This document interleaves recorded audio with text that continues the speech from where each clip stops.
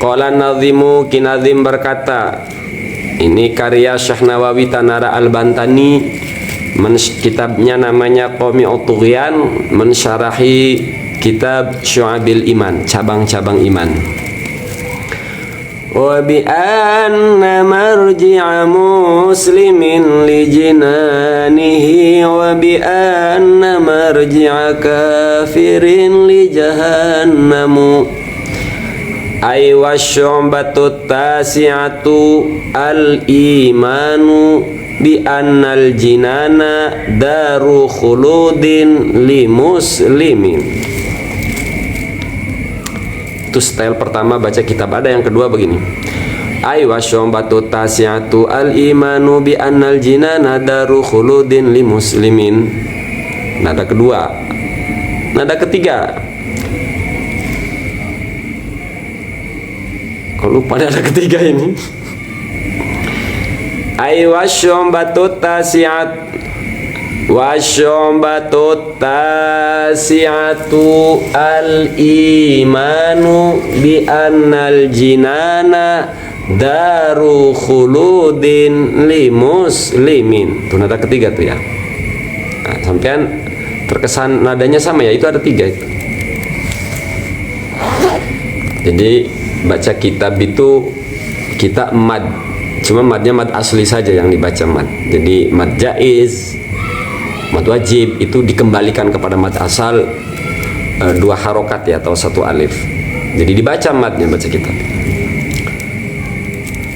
Perhatikan nih mad saya bacakan. Wasyu'batu tasi'atu al-imanu bi annal jinana daru khuludin. Tegeselan utawi cabang kang kaping sanga iku iman. Apa iman? At-tasdik, percaya. Secara bahasa iman percaya. Mempercayai tentang apa? Bi annal jinana, bahwa setuhune kelawan setuhune pira-pira surga, daru khuludin iku desa kekal. Untuk siapa surga desa kekal? Li muslimin, bagi umat Islam. Muslim adalah wahwa man mata alal Islam, orang yang wafat dalam keadaan membawa Islam, dalam keadaan iman, walau dia didahului kekufuran, walau dia bergelimang maksiat. Jadi bagi kawan-kawan para pendosa sama dengan saya, nanti tempat kekal kita di mana? Tetap daru khuludin li muslimin, adalah surga. Lan utawi cabang kang kaping sanga iku ngimanaken iman, mempercayai bahwa surga adalah desa kekal bagi umat Islam. Siapa muslim? Di sininya dijelaskan. Wa huwa man mata 'alal islami wa in taqaddama minhu kufrun. Saya nerangin ternyata di sininya ada, lupa. Siapa muslim? Adalah orang yang wafat dalam muslim. Di sini apa maksudnya? Apa kita apakah mempunyai kepastian bahwa akan masuk surga walau melalui proses neraka? Apa kita? Nah, muslim di sini apa maksudnya? Man mata alal Islam, orang yang wafat dalam kondisi Islam. Wa in taqaddama minhu kufrun, walau semasa hidupnya dia mengalami kekafiran, walau semasa hidupnya dia kafir, begitu mau wafat dia Islam, masuk Islam. Nah, itu masuknya muslim. Begitupun kita sekarang, kita bisa disebut muslim, kita semua disebut muslim, tapi belum tentu termasuk dalam sini karena kita belum mati. Nah, maksud di sini adalah surga adalah tempat kekal bagi muslim, adalah orang muslim yang sampai wafat dalam kondisi muslim. Jadi surga sekarang nggak bisa saya tempatin. Jadi kalau ada orang yang mengklaim bahwa bolak-balik surga sekarang, double halu, kebanyakan wirid, keduas manjur bewes, keduas manjur bewes, keduas, terus dia berimajinasi dirinya masuk surga, tiap malam katanya bolak-balik ke surga, ke langit, double. Wa dakhala fil muslimi al-usatu. Ini pasti kayak enak nih ngebahas ini. Diterusin kan, diterangin kan nih. Wa dakhala fil muslimi al-usat. Dan termasuk di dalam muslim dalam pembahasan ini adalah al-usat, para ahli maksiat. Ahli maksiatkah dirimu? Ahli maksiatkah diri kita semua? Tapi siapapun walau bergelimang dosa ketika wafat dalam kondisi muslim, maka tetap punya kesempatan menjadi penghuni surga. Nah, maka di sini dikatakan Daru Khuludin, desa kekal, kampung kekal. Walaupun prosesnya kalau ngusut kita masuk neraka dulu, hiburan dulu. Jadi nanti kelak di akhirat orang yang banyak pengalaman hal dalam maksiat. Kalau orang soleh langsung ke surga. Dia nggak ngerasain itu di neraka. Jadi kita ini nanti ke neraka dulu kan. Kita banyak pengalaman nanti. Jadi kita ini nanti kan di neraka dulu ya, digodok. Kita lebih banyak pengalaman. Di surga orang soleh yang banyak pengalamannya. Di akhirat kita lebih banyak pengalaman nanti daripada orang soleh.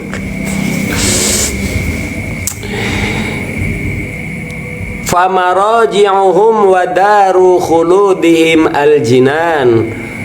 Nah, maka ahli maksiat ini tempat kembalinya adalah al-jinan, surga. Fala yakhluduna fin nari inda khuluha. Maka mereka ahli maksiat tidak akan kekal di dalam neraka. Mangka ora kekal hiya al-usat finnari ing dalam neraka inda khuluha ora kekal lamun manjing hiya al-usat ha ing surga. Balla yadumu adzabuhu balikan ora mayang apa si adzabuhum apa siksaane usat fiha ing dalam nar. Jadi para ahli maksiat itu tidak akan mengalami kekekalan di dalam neraka seandainya pun mereka memasuki neraka. Balla yadumu adzabuhum, siksaan terhadap ahli maksiat yang muslim. Ya. Siksaan kepada ahli maksiat yang muslim la yadumu, tidak selamanya. Muddata baqaihim, ya sesuai amaliyah kitanya saja. Kita di sininya jarang sholat, itu usut, ahli maksiat. Nggak tahu kalau jadi mafia tanah, nggak tahu kalau jadi jongos aguan. Sama mau jadi jongos aguan ke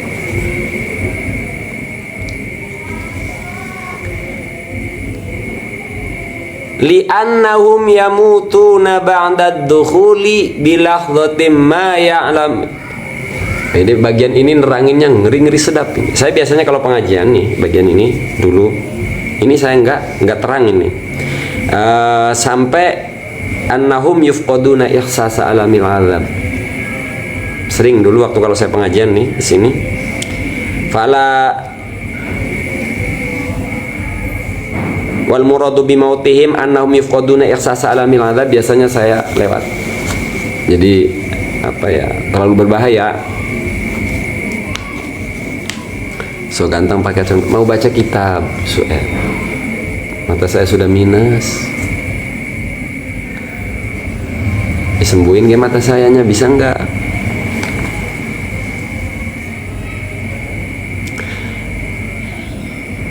Diterangin nggak ini? Diterangin nggak ini? Bagian ini diterangin nggak ini?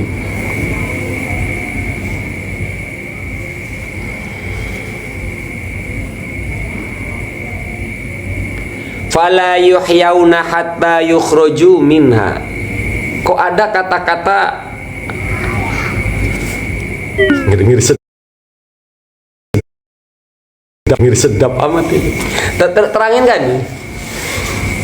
Nah, nanti coba saya kasih satu masalah ya. Kadang saya menarasikan itu berat, ada konsekuensi. Nah, saya kasih contoh ya. Jadi maksudnya nanti ke depan kalau saya tidak bisa ngomong itu demi kalian.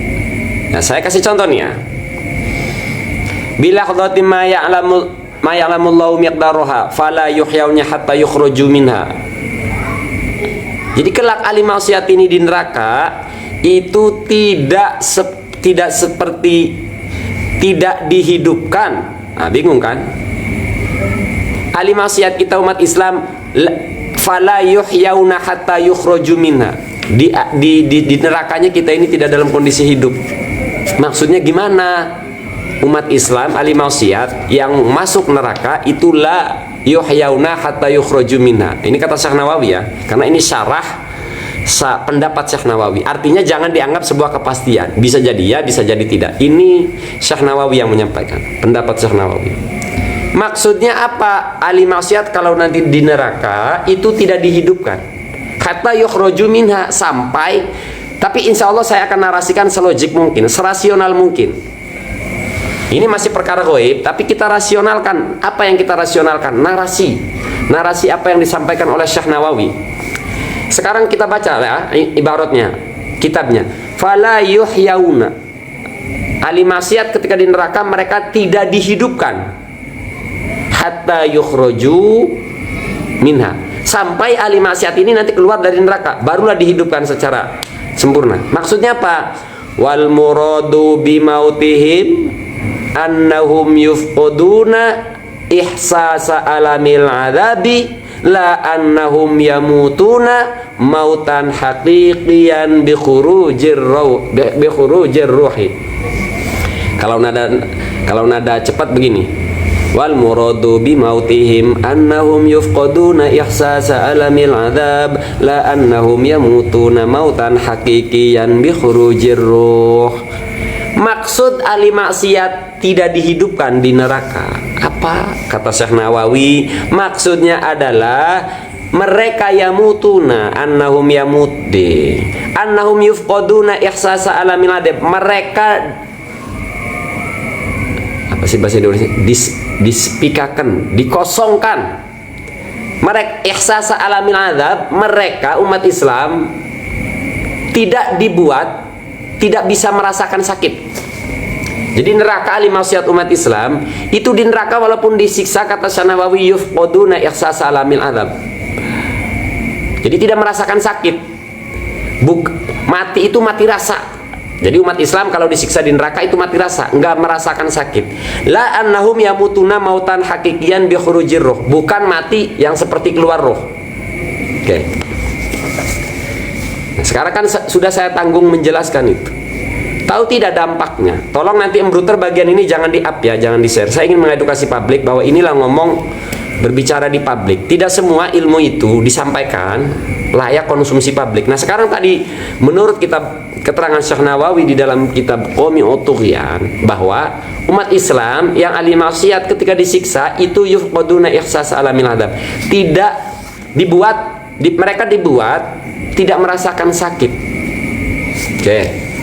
Sekarang apa yang terjadi kalau saya ngomong di publik seperti ini? Orang kan semakin berani melakukan maksiat.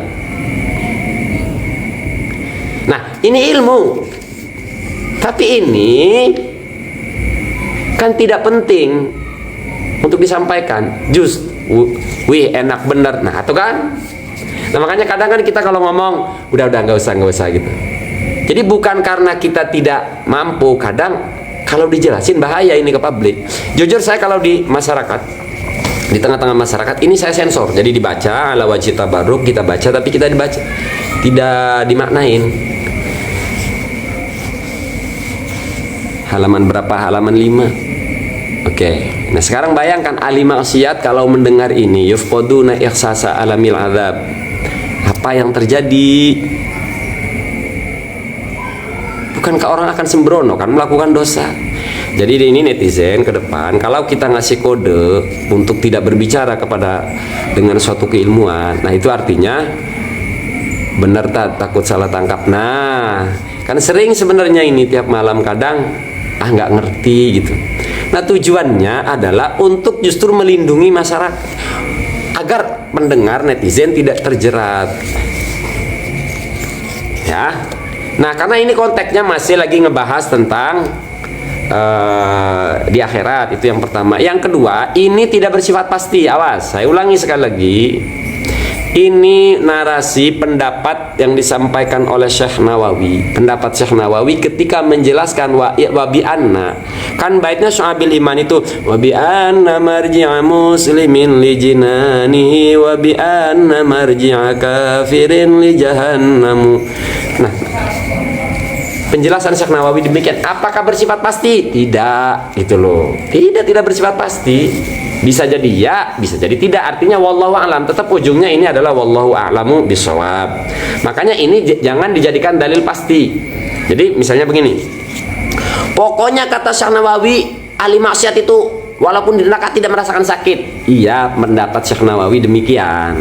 Tapi ini tidak memastikan kondisi kita nanti di akhirat. Gitu loh ya. Paham ya?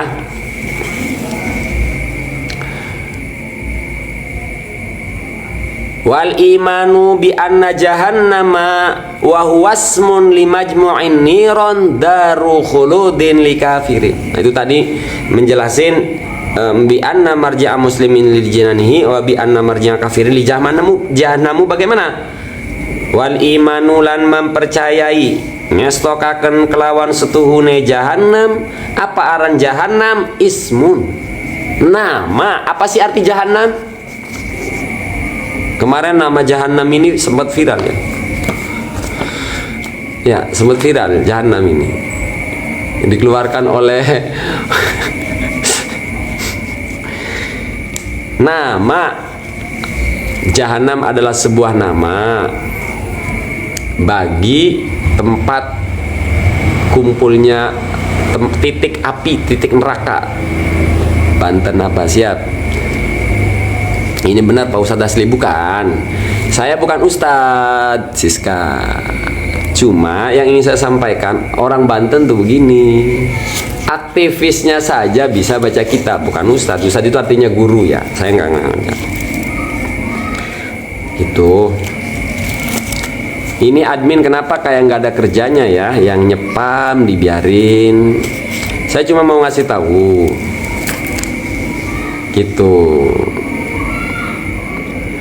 Ini jongos-jongos ini kades, jongos aguan ini nggak berani naik. Mukodimah be lama aja. Lanjutkan Kang syairnya. Udah nggak ada ngebahas. Oh ya lanjutin. Tinggal berapa bait doang. Bahwa yang kedua, iman bahwa orang kafir tempat kekalnya adalah neraka. Wa dakhala fil kafiri man balagha fin nadhri falam yasil ilal haqqi wa tarakat taqlid al wajib wa tarakat taqlid al wajib alaihi.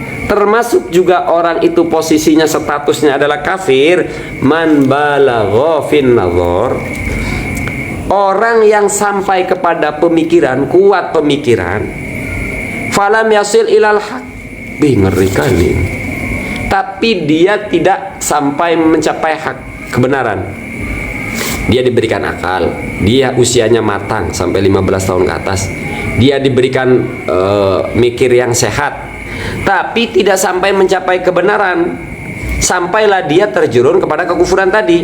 Watarokat taklid, tidak mengikuti taklid. Sudahlah dia tidak mencapai hak, mengabaikan taklid. Apa sih taklid itu? Cuma ikut-ikutan. Tidak mau. Kan banyak orang sekarang, wah itu cuma ikut-ikutan, imam ikut-ikutan. Akhirnya membuat iman sendiri, membuat ya kan kelompok-kelompok ngaji diri itu kan begitu.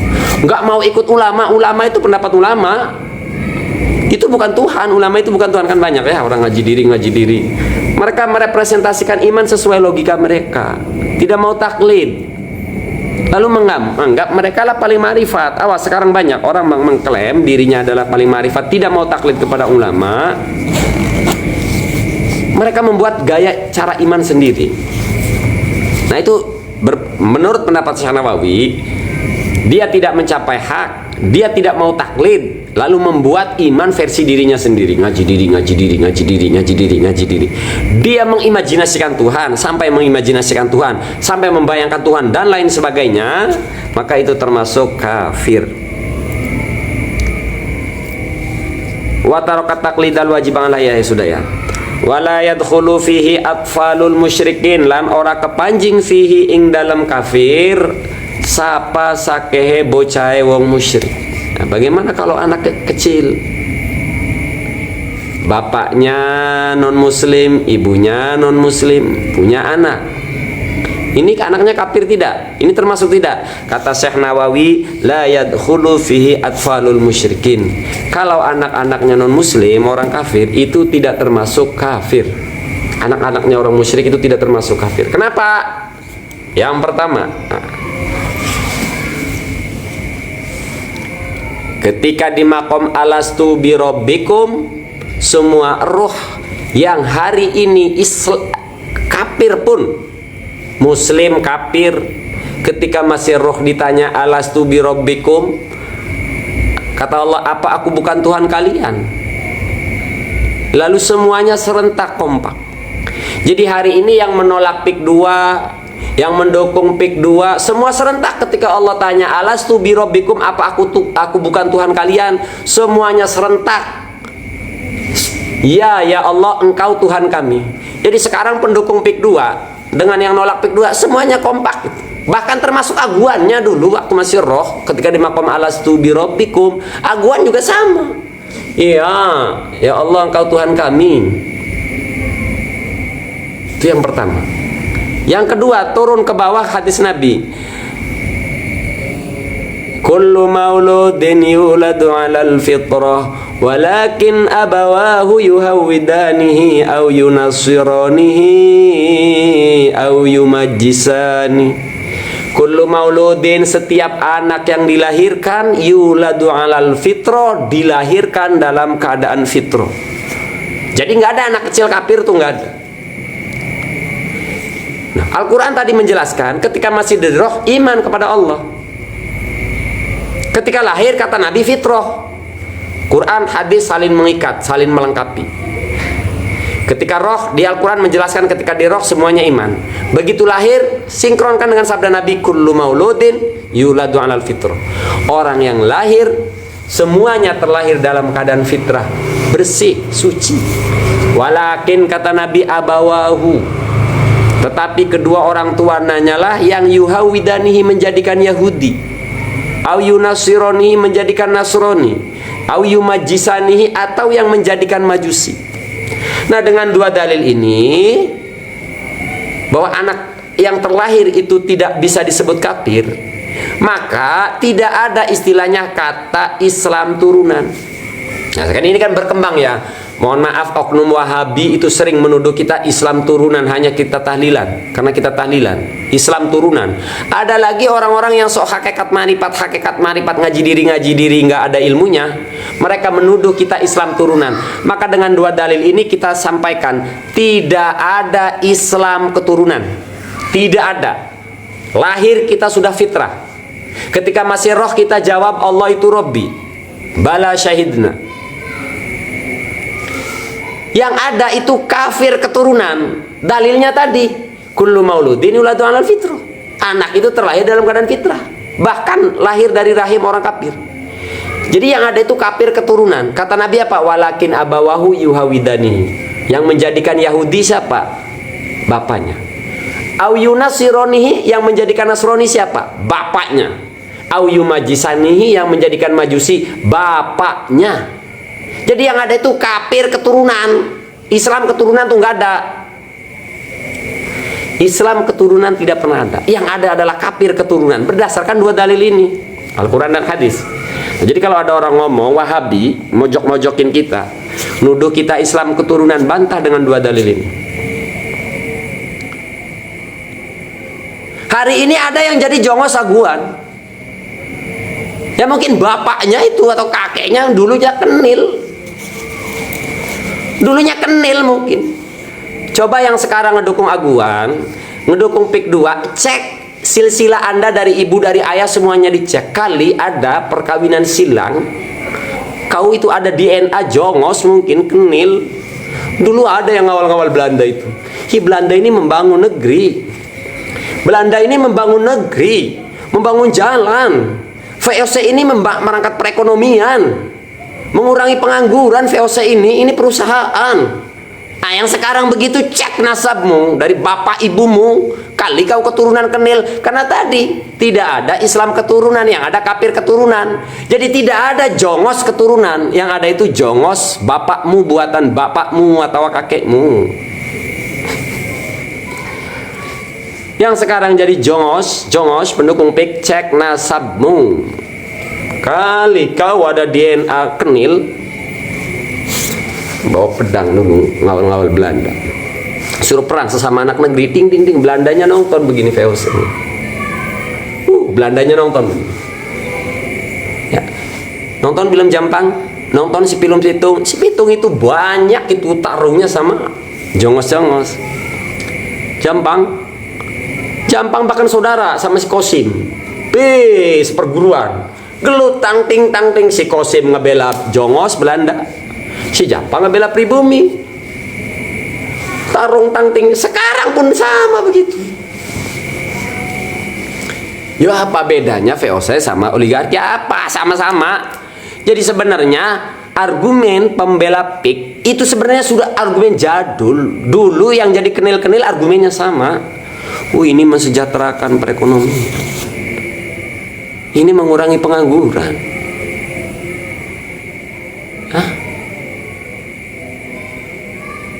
Argumen jongos PIK, jongos aguan, baik dari oknum kiai, baik dari oknum santri, baik dari oknum pejabat, sudah lebih dulu orang musyrik berdalil begitu itu. Wa idza qila lahum la tufsidu fil ardi qalu innama nahnu muslihun. Orang musyrik dulu, turun ayat ini, la tufsidu, janganlah kalian menghancurkan bumi, janganlah kalian merusak bumi, janganlah kalian merusak tanah Banten.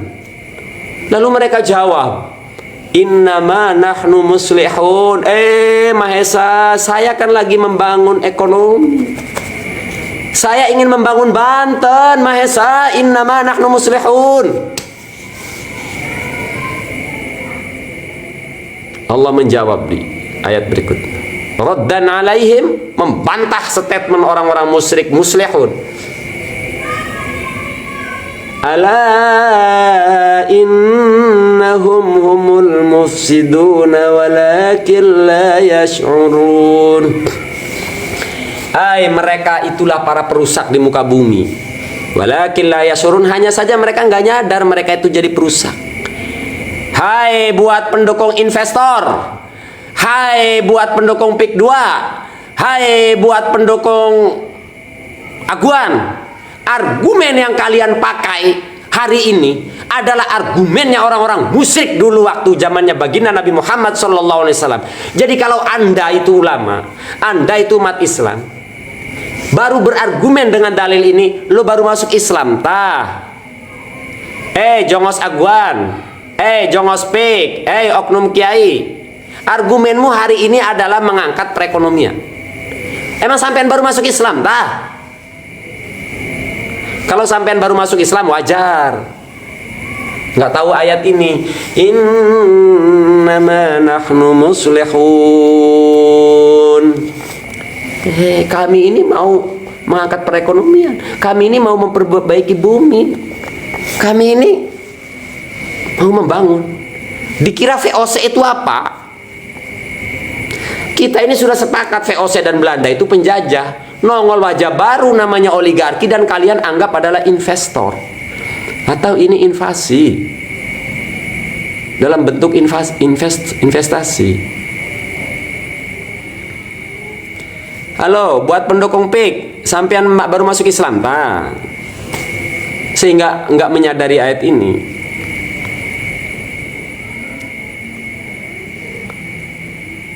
Membangun Banten, mengurangi pengangguran. Yang pabrik yang sudah ada aja Banten banyak yang nganggur. Tahu tidak, pabrik-pabrik di Banten hari ini banyak itu yang bekerja di Banten itu orang dari luar Banten. Tahu tidak? Lalu jongos-jongos ini sok ngerti ekonomi, ngomong ini ngangkat perekonomian. Plong. Sudahkah dia membantu rakyat yang dimintai pungli? Sudahkah mereka memperjuangkan hak-hak rakyat Banten? Lawang limbah mengalir, mereka tidak bersuara. Lalu tiba-tiba muncul PIK 2, mereka jadi jongos. Ini perekonomian. Set.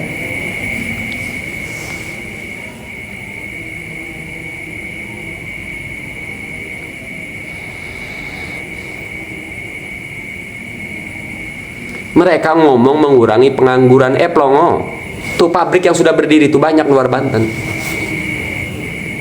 Pemerintah, bupati, gubernur nggak hadir tuh membela rakyat Banten, dan nggak ada BPD tuh ngebela hak-hak itu. BPD nggak ada itu ngebela hak rakyat Banten. Rakyat Banten kalau bekerja tetap aja sekarang laki-laki bayar 50 juta, perempuan 30 juta. BPD nggak bersuara kok ngebela rakyat.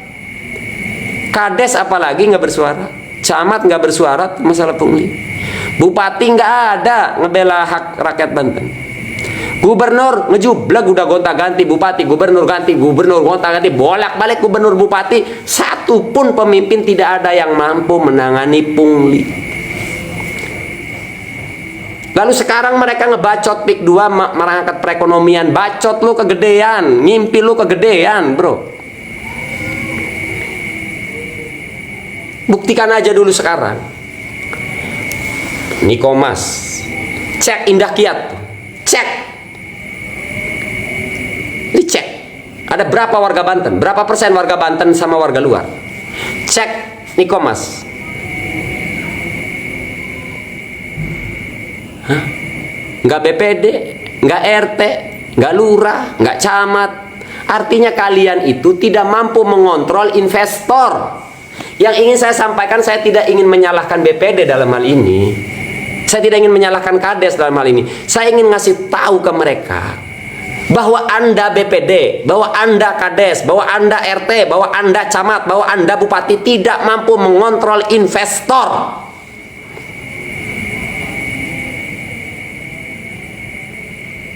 Silakan bantah statement saya. Sudah berapa gubernur? Atut ratu korupsi, ganti Rano Karno, ganti Wahidin Halim, sekarang Andra Soni tutup dulu lah karena baru dilantik. Sudah 3 gubernur. Apa ada yang mampu menyetop limbah? Apa ada yang mampu menghentikan pungli?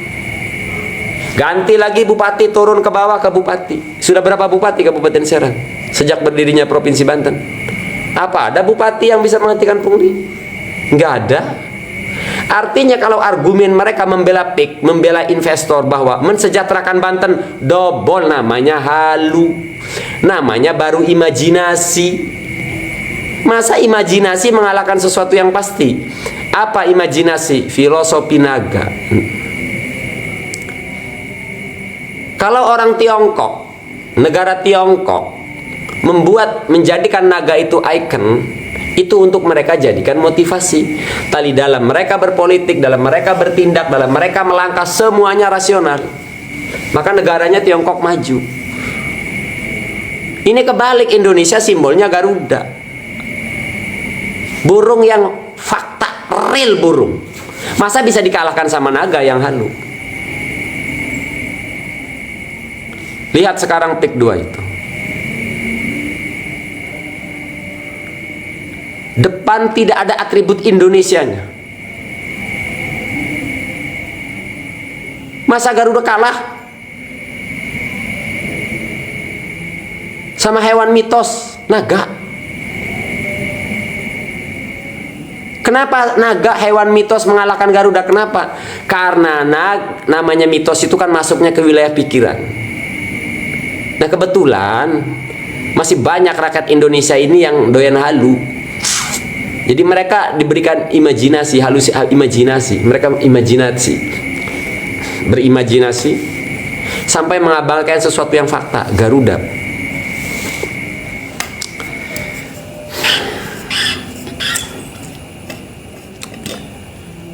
Jadi sebalik lagi, buat para pembela PIK, cek nasabmu ya, tolong cek nasabmu, barangkali ada DNA kenil kamu itu ya.